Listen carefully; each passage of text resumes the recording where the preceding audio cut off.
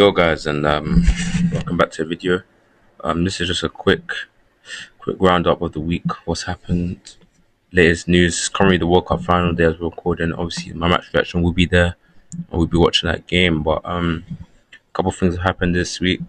Just wanted to talk into them. So let's get into it. So the main thing that's happened has been Morgan Rogers has signed for Chelsea. £170 million from Aston Villa. Obviously he's at the World Cup. He will go to London tomorrow for his medical. And me personally, this deal, it's not worth it. It's really not worth it. And it's funny because I know that Aston Villa are gonna go get a better player than Morgan Rogers for probably half the price. If you look at Morgan Rogers' profile, he's a winger, left winger, can play in the 10. He's a very versatile player, so that is good. Chelsea need that versatility, especially when you're playing teams that want a man-to-man press. You need that. You need that versatility there. You need to make it a bit unpredictable for the opponent, and it can create new openings when the team's trying to press man-to-man.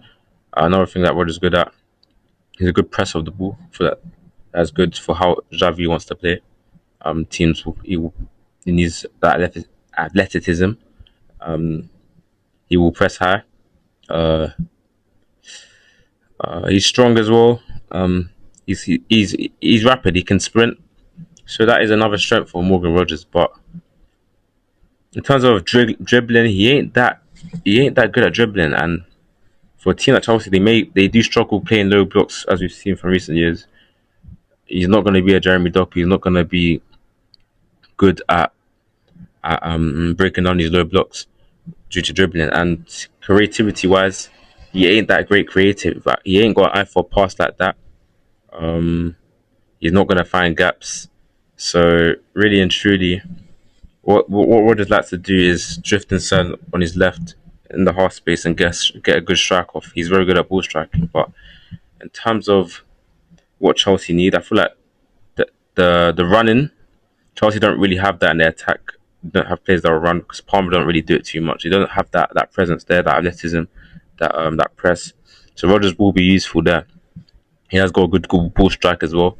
So Chelsea, there's moments there Chelsea may be struggling in the game. Rodgers may hit a wonderful strike. We've seen in the World Cup of England, better than rebound. We've seen that, so we can see what he can do. And for me, I feel like that will help Chelsea. They do need moments of brilliance sometimes. It can't all be Joe Pedro. Obviously, they've got Palmer as well. We know what he wants to do. So really and truly, it's something different for Chelsea. It's something different. To me, though, is it worth £170 million? Absolutely not. Absolutely not. I feel like I've seen Arsenal get Eze for 67 million. Similar profile players. They're getting the better deal for me. Obviously, he's older, but 117, it never really made sense to me. It never really made sense to me. And obviously, Aston Villa have sold a Grealish for £100 million before. We see that didn't end up too well. But Grealish is a great player. Similar profile again. That didn't end up too well. Go and see. Is it going to be the same? I don't know. I think it does improve Chelsea, but it is not the difference maker people think he is. I feel like Chelsea do need another winger there. I don't know if you're going to play a 4-2-3-1. You can have Rodgers off the left, Palmer off the right, maybe a 10. Or I'd probably put Palmer in the middle, and then get a right winger, someone that can actually stretch defenders. Because Gittins is not him; he's crap. Obviously, Ganash's, he's very terrible as well, so you can expect him to leave. But yeah, Rodgers, man, I can't lie, £117 million. But I just find it funny how he rejected Arsenal for Chelsea. He left the champions.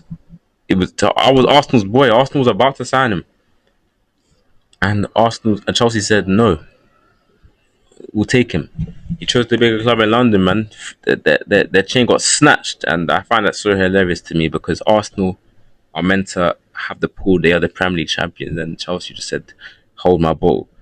And it just shows me that Arsenal are still the small club. They're not the biggest in London. They're just not the biggest, man. And Me personally, I hope it do. I like the cold times cold. I like the Rodgers and Palmer link. I'm gonna like that, but I hope it does well. But me personally, I just don't think he's worth 170 million. Do I think Rodgers is a bad player? No, but I think he's another Englishman that is very inconsistent, and he will bring you poor games sometimes. So it doesn't justify the price tag at all. And Chelsea fans will soon learn that. They will soon learn that he's not a player that would make Chelsea just finish 10th. He's not a player that will take them to the league title. That's why you should be spending for 170 million. He will definitely improve them. He will add more goals, but that's about it. He's not the difference maker like that. Chelsea will still need another attack, in my opinion. If they want to integrate Jackson back in, I don't know what they want to do, but yeah, maybe Jackson off the left, maybe Rodgers on the right. I don't know. They can interchange it. Like I said, Rodgers is versatile, so we have to see. But me personally, it's just not worth the money. Next topic. Dominic Szoboszlai signed a new contract. So that is no free transfer chain to Real Madrid. Obviously, we've been seeing over the years. I mean, this year that Szoboszlai has been linked to Real Madrid, and it's obviously his contract was expiring. It's looking like 3 years in a row as they've just taken Trent and Konate, but that is not going to happen. That's good news. Szoboszlai obviously had an amazing season with Liverpool, and he thoroughly deserves his new contract because he carried us at times this year. Free kicks, moments of brilliance, getting us out of terrible situations where we maybe would have even lost the game if Szoboszlai didn't pop up with a goal and assist. Corners, he's been there as well. Yeah, set pieces really, long shots. He's been really involved. Hard work. He's been tracking back. Uh, yeah, wants to be involved. He's worked really hard. He has worked really hard. He's improved. I can see improvement from his first season and his second season. I can see an improvement there. But obviously, I do want him at the club for a long time. But why I mentioned Szoboszlai in the video is why is his long term role in the team for me. It's whether I can see him in the midfield for Liverpool, whether I want him in the midfield.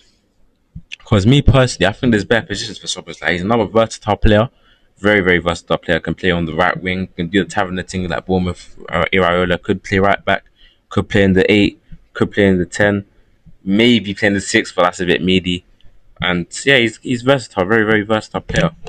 So that's why I'm mentioning him, where his long term role at Liverpool will be. And for me, obviously we've seen in the 10.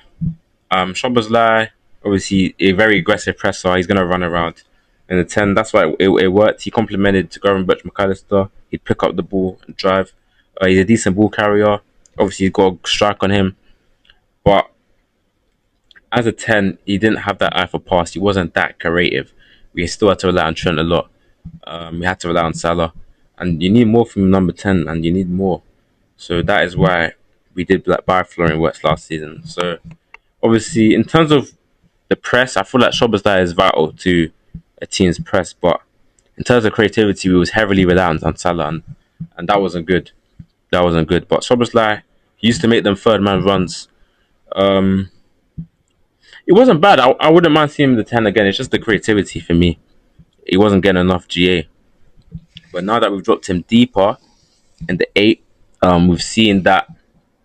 We've seen he hasn't even been playing 8. He's been more right back. I'm gonna get into the right back, but him in the 8 with a Gravenberch, I feel like he's at the defensive side of the game is not really there. I feel like we was getting caught out a couple of times. He literally bought my first game of the season. I feel like he pressed too high. Obviously, he's not something he's not a position he ain't played before. I didn't say not pressed too high. He'd sometimes just get caught out of position. He'd sometimes be too attacking that box to box, and I feel like on the ball, Szoboszlai is not his best work. I don't know. In possession, he can be a bit lazy. He can give the ball away. Spams his, I don't know, long passing. Sometimes he's a bit lazy with it.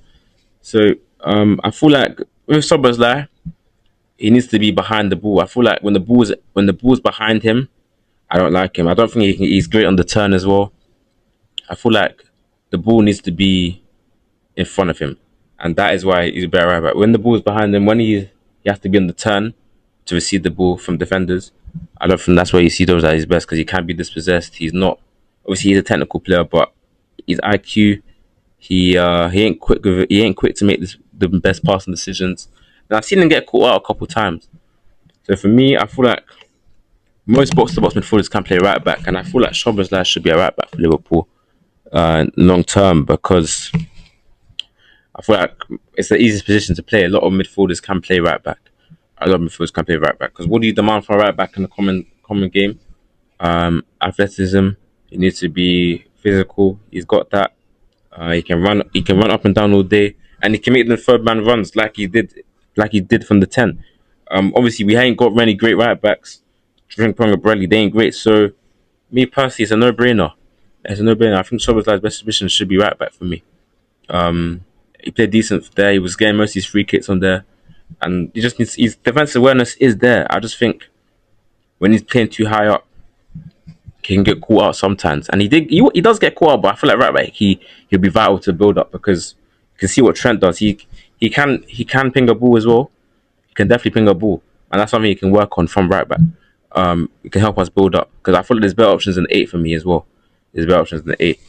He can do the inverted thing like Trent Alexander-Arnold used to do, and that can kind of be our replacement because Frimpong and Bradley they ain't gonna offer that. Obviously, Bradley can underlap, but Frimpong he ain't great to me as a right back. He can't be a long term option, me personally. So yeah, for me, Soboslai's best position could be right back. Whether we will do that, I don't know. I don't think we're going to sign a right back. I did mention the other video, Pedro Porro, but whether we'll sign a right back, I'm not too sure. I'm not too sure. Um, Another thing that I'm going to mention in this video, Jared Bowen is still at West Ham. Sad because I wanted him Premier League proven. Um, he's put up beautiful numbers every season. He looks like West Ham's best player all the time. I've seen him crash the box a couple of times. Got a good strike on him. Works hard as well. Prem proven, man. Liverpool would have loved him. We would have really loved him, and it's a shame, man. Our wing options are limited, man.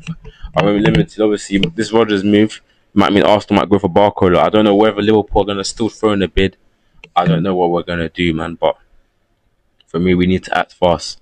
We do need to act fast because it's getting nearly to August. The season's gonna start. We still have no wingers, man. Salah's gone. I'm not trying to see gap for Victor Munoz.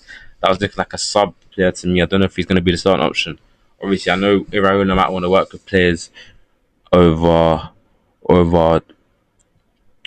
wait for them to come back from the World Cup and work for the new players now. But still, you gotta get some movement, man. I can't lie. I think Bowen would have been perfect. He's not at the World Cup.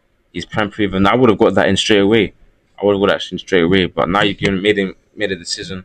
And now you're saying at West Ham. Liverpool had come in earlier for him. Maybe we would have got him. Maybe, man. But yeah, he's a little man. The captain of West Ham. I expect him to come back straight back up. The last thing I wanted to mention, Arsenal's fall off. We will be there. William Saliba out for 4 to 5 months, back surgery. Obviously, got off injured against Spain. And yeah, obviously he's been overplayed as well. He picked up some injury in 2023. I don't think it was a bad injury, but yeah, man. Arsenal without Saliba, we've seen it before. I'm ready to see it again, man. That team's fall off needs to be. It needs to come back because Arsenal without Saliba, they're gonna struggle. I don't think Gabriel is as composed as Saliba. He's rash. He makes clumsy decisions sometimes. Um, Gives away fouls. And when you press Gabriel, man, you've seen Haaland get the better of him so many times. Make them late runs. Just do what Haaland did, and you get the better of Gabriel. I feel like Saliba holds his hands a lot. Saliba's the more composed one. He's the better one on the ball. Um, yeah, he's better at holding the line. Saliba's the better centre back for me. And with Arsenal about him, I don't know if they're going to put Mascara, Ben White, Timber, whoever it is, they might buy a centre back. It's just not going to be the Saliba level. Saliba is playing for. He's one of France's best centre backs. He's the reason he's there. And for me, if Arsenal are missing him, they're going to be in trouble. And not only that, Declan Rice. Obviously, I don't rate Declan Rice, but the engine he brings, the running that he does for Arsenal, they're going to miss that. I feel like he's going to get an injury soon as well. He's been playing all of this World Cup. And yeah, man, he played a lot of games last season. He needs a rest. He needs a rest. Like, he looks like he's on his last leg. He's been struggling for England this World Cup. And then yesterday he played against France as well. He's on the edge, man. He's on the edge. He's on the edge, man. Arteta, man, you sold it all for that Prem, man. Rice is gonna fall off too. He's gonna pick up an injury. Saliba, Rice, and obviously Starboy Magic Bukayo Saka. Bukayo Saka, that injury is coming too because he's been struggling at this World Cup as well. Whether they break they have now to the start of the season, I don't know if it'll be enough. I don't know if it'll be enough. Saka, obviously, he's not a great player as well, but he has creativity from wide areas. He's a lot better than Madueke. You have to give it for what it is. So Madueke is the one that's going to be starting it. Ultimately, he makes Arsenal weaker. And for me, for Arsenal weaker, that is beautiful news. It's beautiful, beautiful news because they ain't going to retain that Premier League title regardless. But now that they have these players that could potentially be out, makes the challenge even better. Makes the challenge even better. Declan Rice as well. Without him, they're going to be missing his corner threat. So, Arsenal, they're in trouble, man. They're in trouble. It's just time for the teams that want to be up there to capitalize. I mean, capitalize on the mistake that Arteta made from playing all these players last year. So yeah, I can't wait for the season to start. World Cup final. Let me know your prediction. Match reaction will be there soon, and you guys will catch me on the next episode.